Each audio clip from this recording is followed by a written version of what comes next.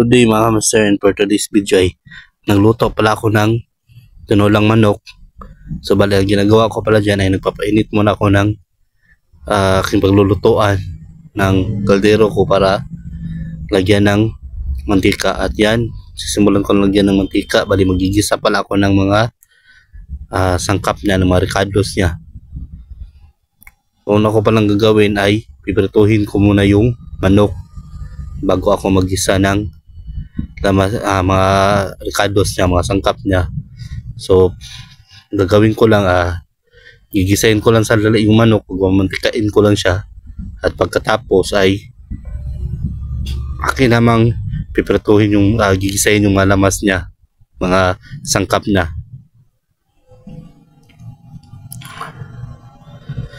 So yan, gigisahin ko lang to sandali hanggang lumabas yung mantika ng karne ng manok.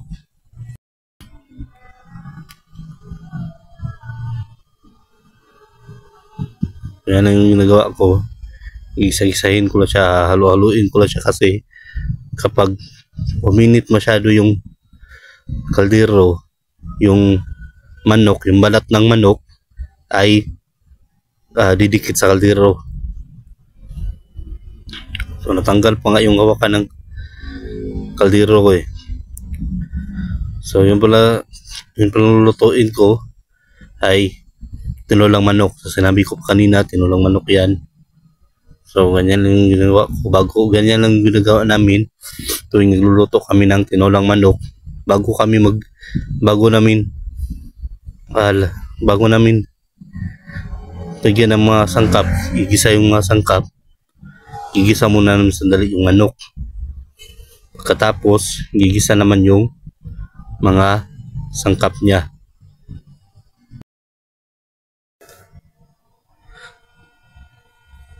So biyaan ko lang yan siya sandali para magmantika siya at maluto ng kaunti yung manok. So ito palang niluluto ko ngayon ay tanghalian namin at hanggang hapunan na.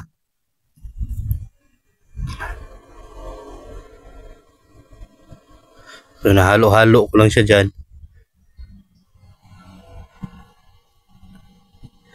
So dapat pala pag nagluluto tayo ng ganito, dapat hindi natin hayaan lang siya. Dapat pag ginigisa natin yung manok, pinapalabas natin yung mantika niya, dapat ang gawin natin ay halo-haluin natin siya paminsan-minsan, kasi kapag pinabayaan mo lang yan, yung sinabi ko pa kanina, ulitin ko lang na didikit sa yung lutuan yung manok. So masisira yung kanyang mga balat. So halo-halo lang yung ginawa ko dyan. Halo-halo ko lang yan. Naan ko lang yung apoy.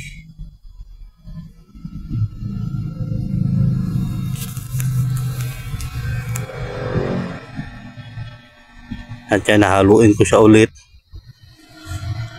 So, matagal-tagal na pala ako hindi nakapag-upload ng video ko na pagluluto ko sa aking channel. Matagal-tagal na hindi nakakapagluto. So ngayon nagluto ako ulit.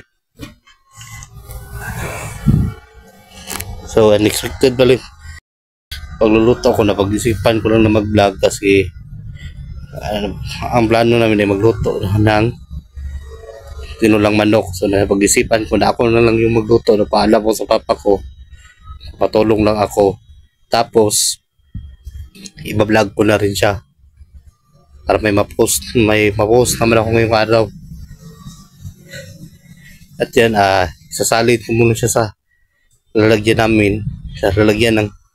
sa planggana namin. Pero yung planggana namin malinis yan, hindi namin yan ginagamit sa mga ibang bagay. Sa pagkain lang talaga yan.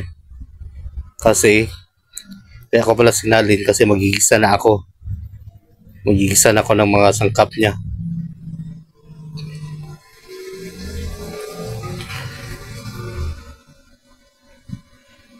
Ayan, naglalagay ako ng mantika panggisa ng sangkap niya.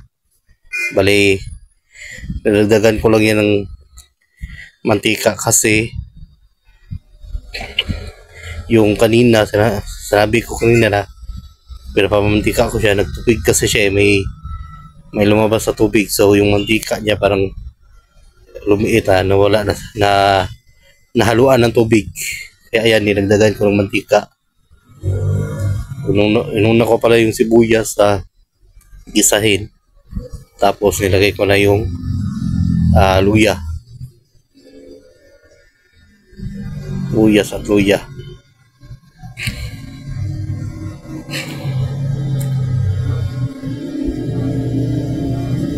Ayan, halo-haloin ko lang yan. Pag lumabas na yung bango niya, tsaka ko ilalagay yung aking karne.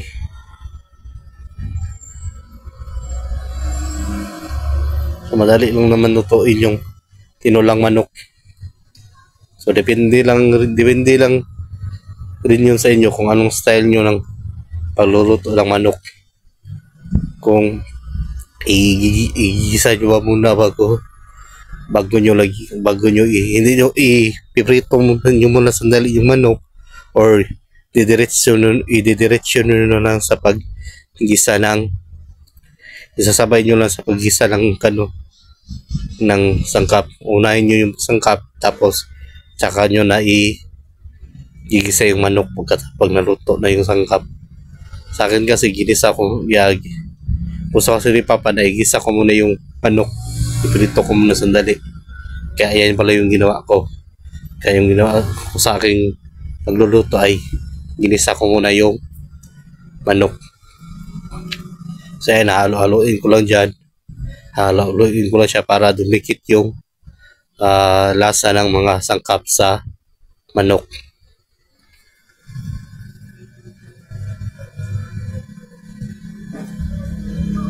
So inawakan ko lang rin yung kaldero kasi baka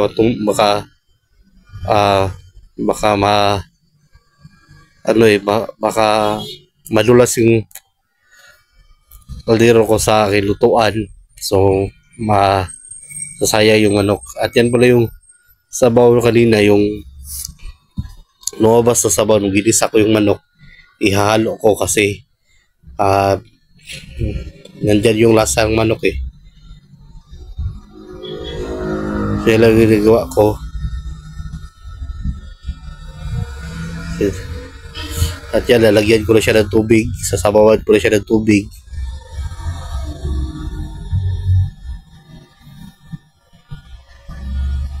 Sabawan ko lang siya.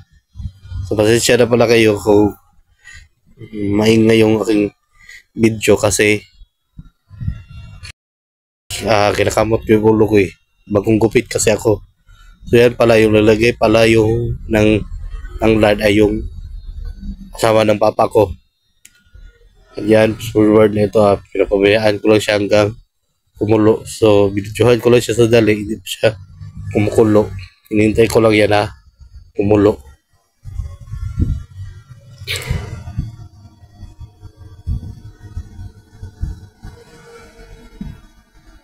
Yan, kumulo na siya, lalagay ko na yung ano ba tawag dyan, sayote. Lalagyan ko na siya ng sayote. So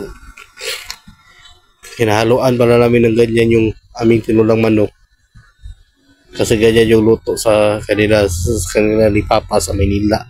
Yan yung niluluto na sinasangkap nila sa manok, sayote. At yan, ayaan ko lang siya dali. So bubuksan ko lang siya, titingnan ko lang kung kumukulo na siya.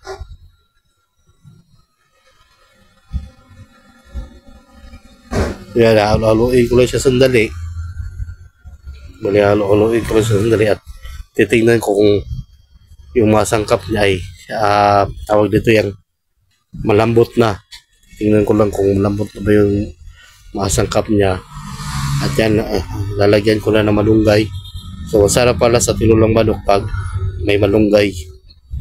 So mas maganda na lagyan din natin yung tinulang manok ng malunggay.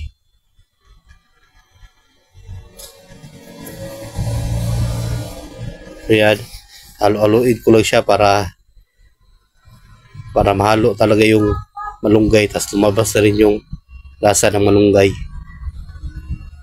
Yan, tatakpan ko lang siya sandali, pero lalagyan ko muna ng asin.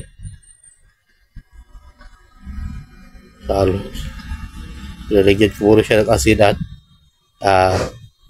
pampalasa, mga pampalasa niya. Sunis niya. So yan, inubos ko na yung pampalasa niya. Dinagdagan pa nga ng asin. So yan, hinalo ko siya sandali. Okay, tanglad din pala yan. Nakalimutan ko lang sabihin kanina, nilagyan ko yan ng tanglad.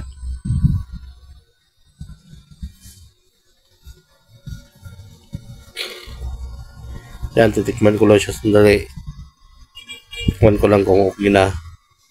Okay naman yung lasa niya. So, hintayin ko lang yung maluto.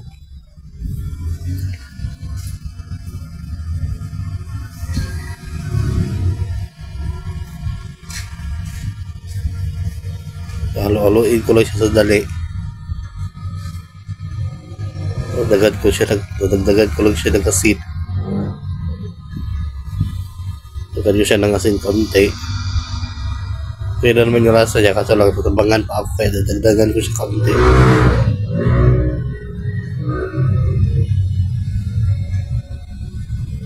Kaya pala yung luto ko ngayong araw. Kaya titikman ko lang siya titingnan ko lang kung malambot na ba yung karne niya. Kasi sa luluto ng karne, ang pinakamatagal lumambot yung karne. Yung mga sangkap niya, madali lang naman yun lumambot yung mga panghalo sa mga panghalo.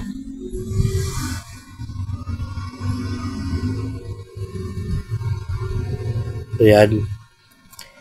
Kung kita nyo, kumukulo-kulo na siya.